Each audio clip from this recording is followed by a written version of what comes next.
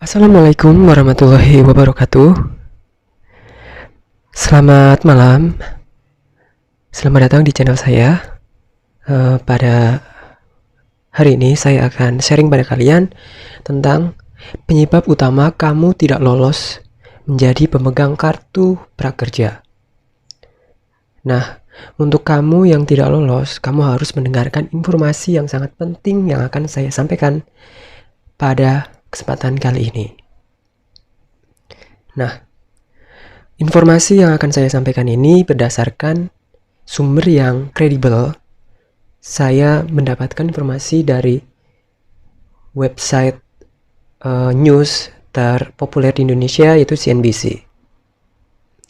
Nah, sebelum lanjut ke pembahasan yang lebih dalam, jangan lupa dukung channel saya dengan cara klik subscribe, kemudian like, komen, dan share video ini agar orang-orang di sekitar kamu yang membutuhkan, mereka juga mendapatkan informasi yang penting ini.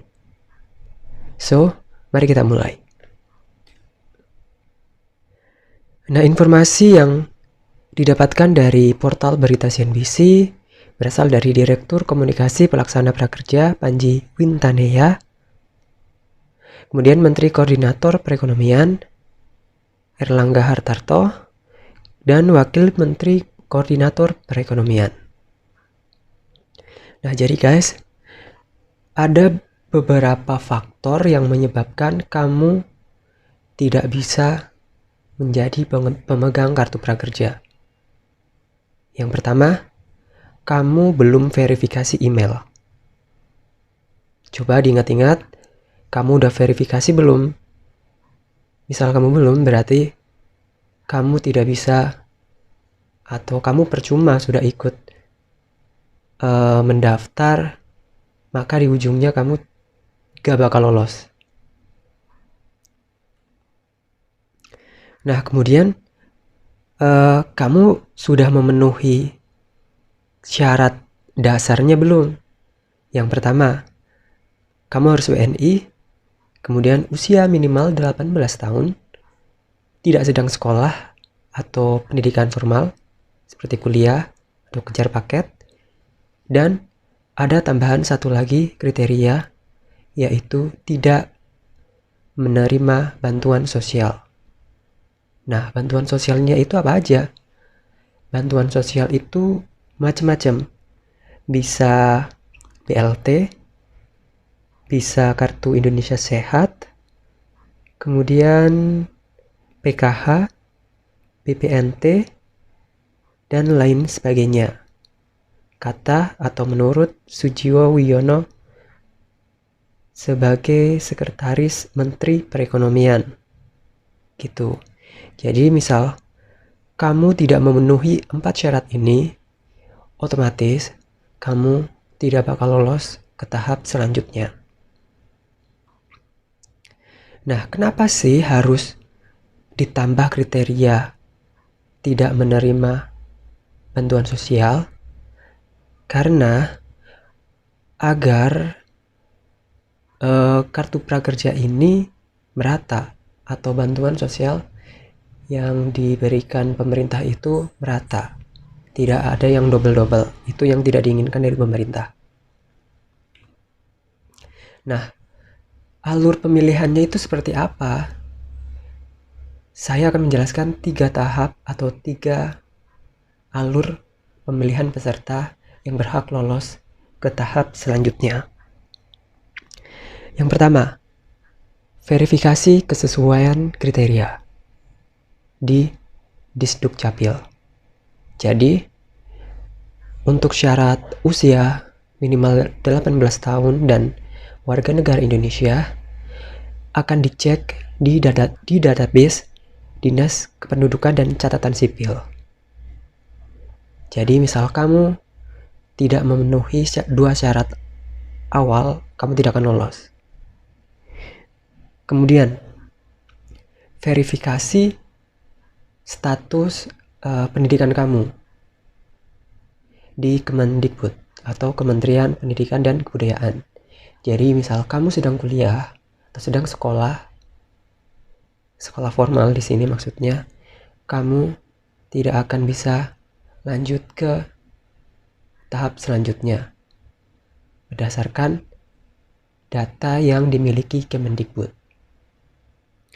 Nah, selanjutnya verifikasi dari Kementerian Sosial.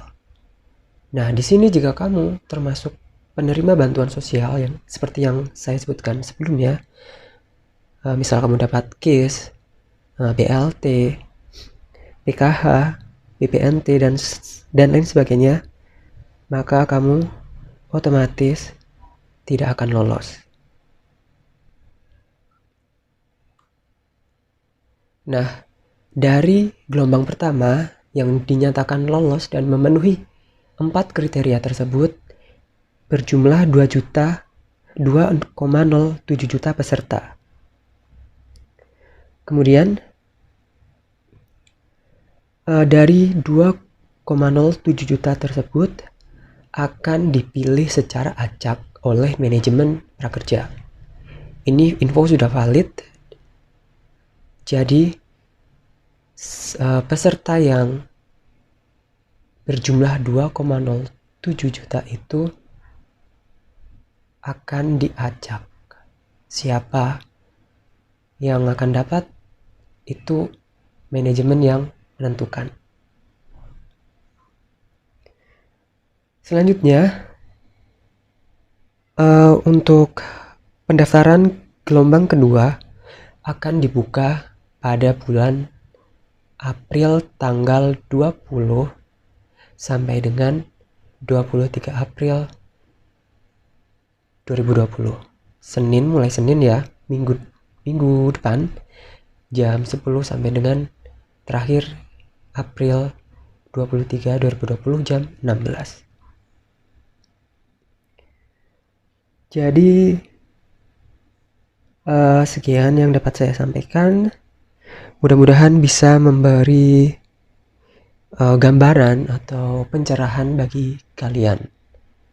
Untuk kalian yang kemarin belum lolos di gelombang pertama, kamu bisa ikut di gelombang kedua tanpa harus mengulangi proses pendaftaran. Nah, di sini menurut opini saya sendiri untuk peserta 2,07 juta peserta yang memenuhi kriteria di gelombang pertama, kemudian dipilih secara acak sebanyak 200.000 orang.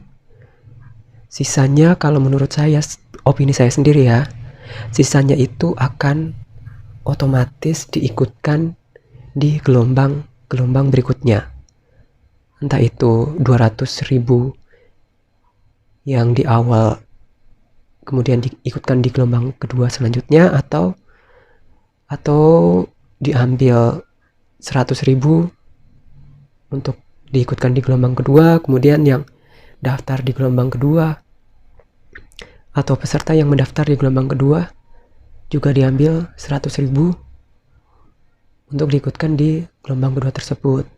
Kemudian sisa yang masih banyak banget itu berjuta atau ratusan ribu yang memenuhi kriteria di tahap atau di pendaftaran di gelombang pertama, maka akan secara acak atau secara acak akan disisipkan di gelombang berikutnya. Jadi total dari 2,07 juta peserta di awal pendaftaran yang lolos atau memenuhi kriteria, maka akan disebar ke gelombang berikutnya. Soalnya menurut saya sih nggak mungkin jumlah peserta 2,07 juta yang sudah memenuhi kriteria akan otomatis digagalkan atau tidak loloskan. Menurut saya tidak mungkin. Kemungkinan besar sih tetap mereka sisa dari 2, sekian juta itu akan secara acak dimasukkan ke tiap-tiap gelombang yang akan datang. Perlu diingat sampai bulan November 2020 akan ada sebanyak 30 gelombang pendaftaran atau pelatihan gitu. Sekian dari saya. Jika menurut kamu informasi ini sangat penting untuk khalayak atau orang-orang di sekitar kamu, jangan lupa di-share. Karena berbagi itu sangat menyenangkan dan sangat indah. So, terima kasih. Wassalamualaikum warahmatullahi wabarakatuh.